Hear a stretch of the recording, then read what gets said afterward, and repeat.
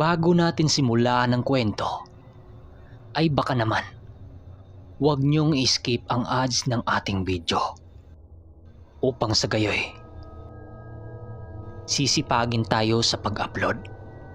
Yun lang. Maraming salamat sa inyong suporta.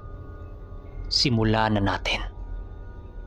Matapos nilang kausapin ang ilan sa kanyang mga tauhan, agad naman silang tumungo sa tambayan ng kubo.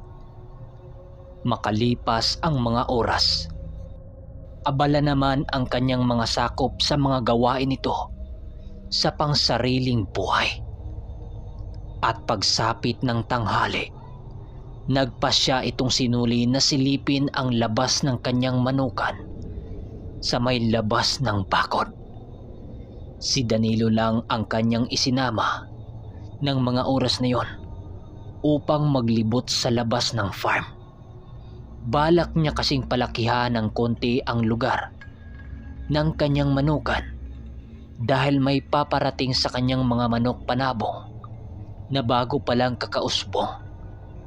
Habang pinagmasdan niya ang mga tauhan niyang naghahabas ng mga damo, bigla silang natigilan nang merong lumapit sa kanilang tatlong kalalakihan at nagwika ng, "Hoy!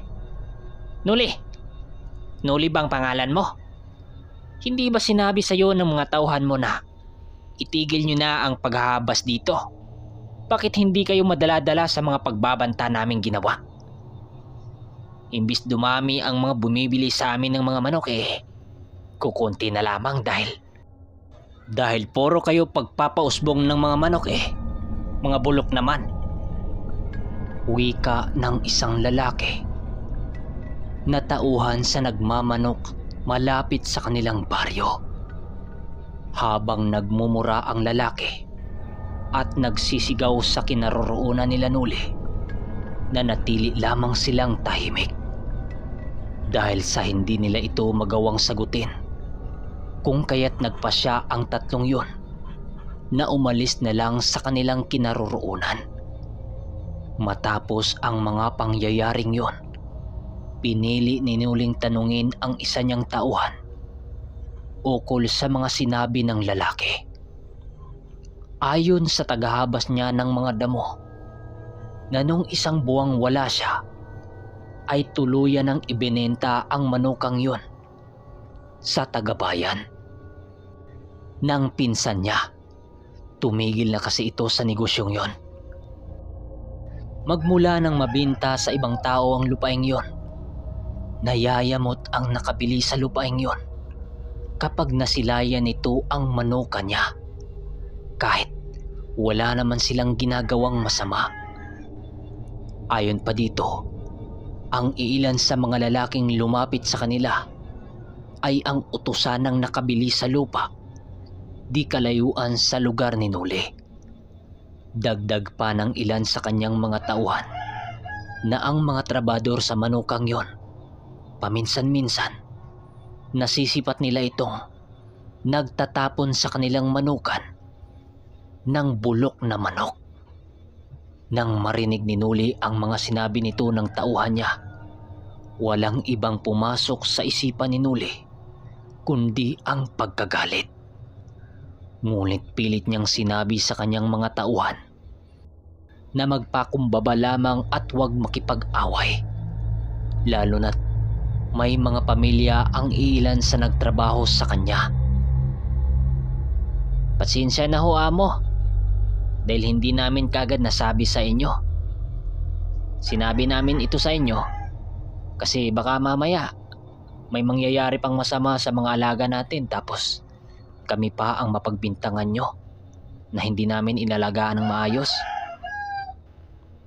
Kaya naman naming lunukin ang lahat na kanilang sinasabi, pero hindi na po maganda yung ginagawa nila." Wika ng tagahabas ng damo niya. "Huwag nyo nang alalahin yan, mga kaibigan, dahil alam kong hindi nyo magagawa ang mga bagay na yon. Pero hindi po pwedeng bastusin at lait-laitin lang ang mga tauhang itinuring kong kadugo.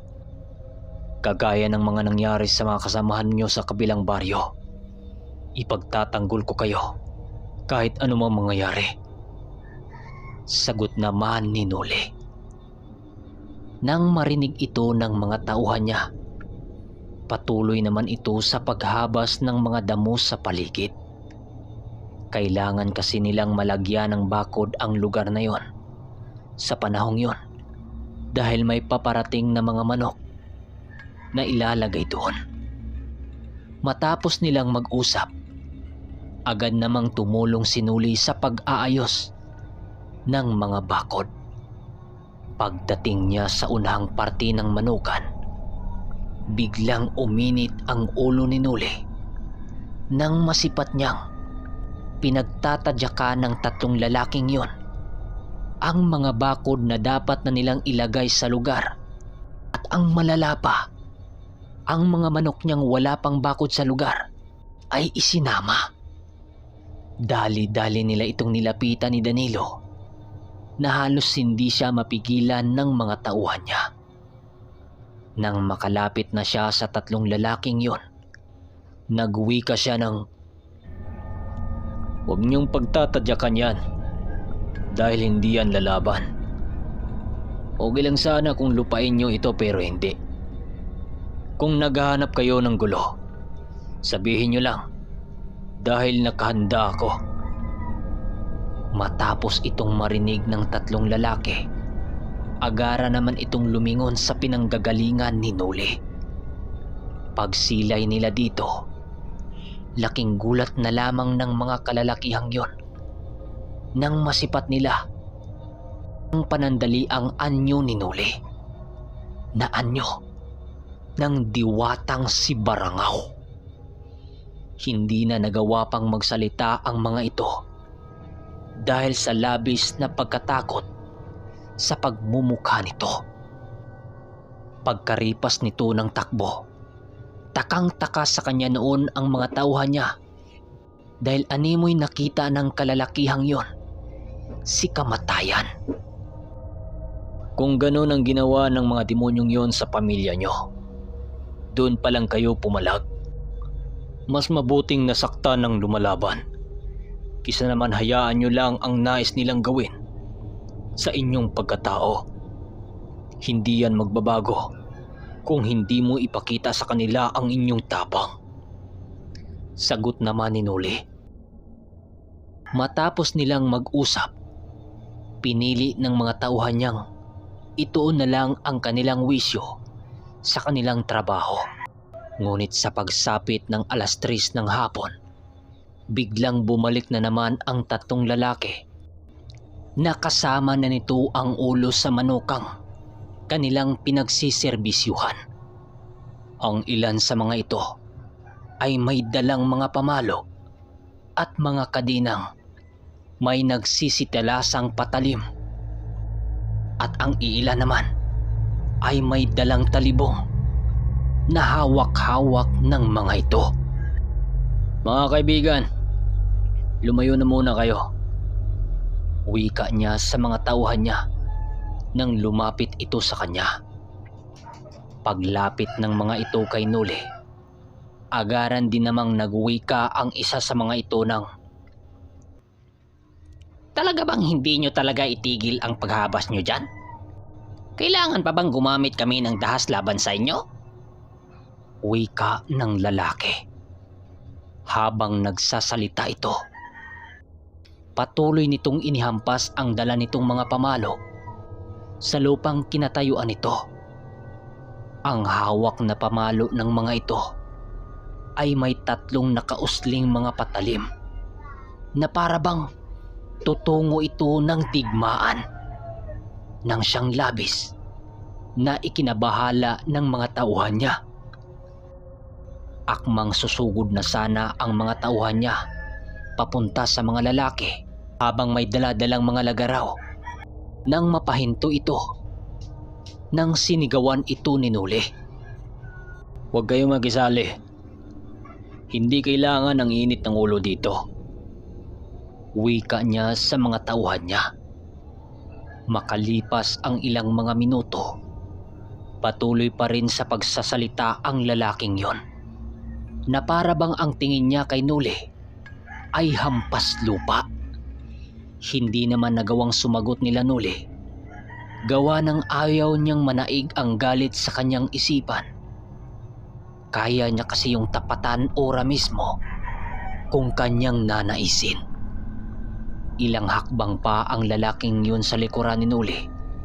Bigla nitong hinampas ng dala-dala niyang kahoy ang likod niya nang siyang ikinagulat ni Danilo. Nang maramdaman ni Nuli ang ginawa nitong pag-atake, agara naman niya itong sinalag gamit-gamit ang kaliwa niyang kamay. Ngunit laking gulat ng mga kalalakihang yon nang hindi man lang tumalab ang mga patalim nitong nakatarak sa mga pamalo nito. Hindi nila ito nakitaan ng kahit nakatiting na sakit. Kasabay ng pagsilay ng lalaki sa ginawa ni Nuli ay ang pagbitaw nito sa dala nitong pamalo. Bigla itong napaatras ng dahan-dahan habang lumilingon si Nuli. Kasabay ng paglingon nito ay ang pagtayo niya sa kanyang kinaupuan. "Ano ba ang nais nyo? Gulo? Digmaan? O maayos na pag-uusap? Hindi lahat ng bagay ay madadaan sa dahas, mga Ginoo. Huwag nyo naman sanang babuyin ang mga tauhan at ang mga laga ko sa mismong harapan ko.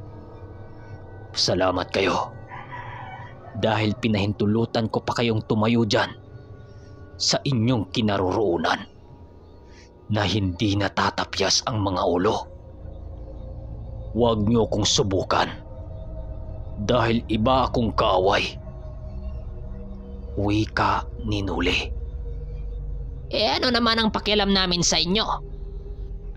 At sino ka ba para pagsalitaan kami ng ganyan? Kayo lamang ang mapanlinglang na mga magmamanok sa lugar.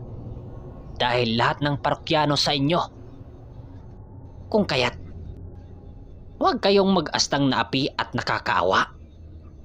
Sagot naman ng isang lalaki.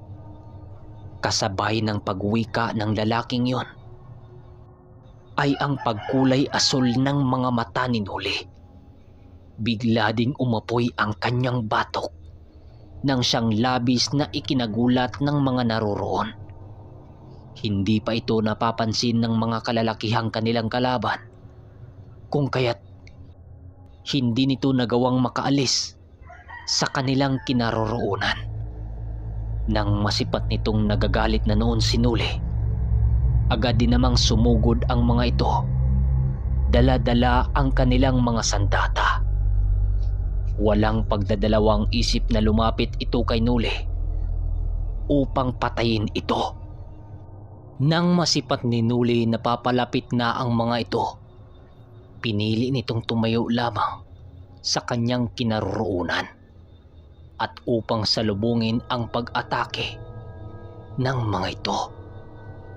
Nang makalapit na ang mga kalalakihan sa kanya, walang haba siya nitong inundayan ng saksak at pinaghahampas ng matatalas na mga bangkaw. Matapos nilang gawin iyon, agad namang bumalik ang mga ito sa kanilang kinaroroonan. At walang nagtangkang umawat noon, gawa ng masyado ng mataas ang tensyon sa buong paligid. At ang buong akala ng mga ito ay tuloy nang napatay nila si Nuli, pero biglang nag-iba ang simoy ng hangin. At nang masipat nilang ngumiti ito, kahit duguan na ang buong katawan niya at may isa pang patalim na nakabaon sa hita nito. Kung kaya't napaka-imposible na talaga pang mabubuhay si Nuli. Salamat sa inyong sagot, mga Ginoo. Pinili ninyo ang digmaan, di ba? Kung kaya't maghanda kayo sa nais ninyo. Ito ang pinili nyo at hindi na maaari pang bawiin. Wika ni Nuli.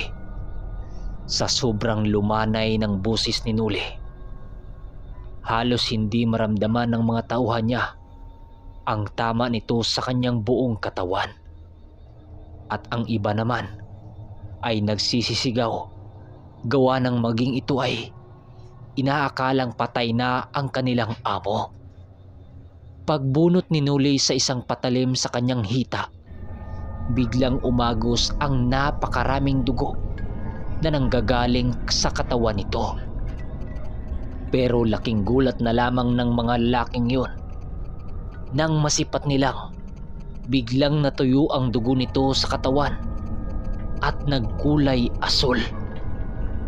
Nakatitig ito sa kanila ng masama habang nakangiti na para bang nakakaloko.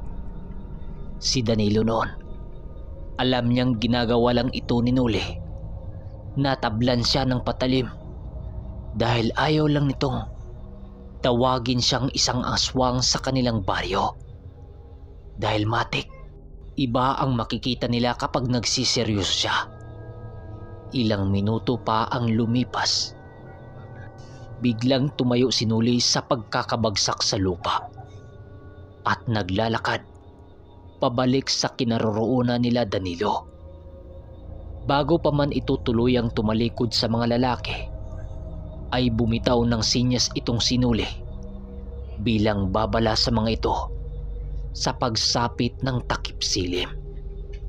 Matapos itong gawin ni Nuli, pinili nila Danilong alalayan siya. Iniwan din nila ang kanilang mga ginagawang bakod dahil sa pag-alalay nila kay Nuli. Habang sila ay naglalakad papawi, panay ang pakipag-usap nila sa kanilang amo upang hindi ito panghinaan ng loob. Ngunit ang hindi nila alam, wala pa ito sa kalingkingang digmaang sinuot ni Nuli. So mga kaermitanyo, mag-comment kayo sa baba kung isusunod ba natin ang salamangka sa kaliwa o itong bertud ng bubuyog ulit. Yun lang. Maraming salamat.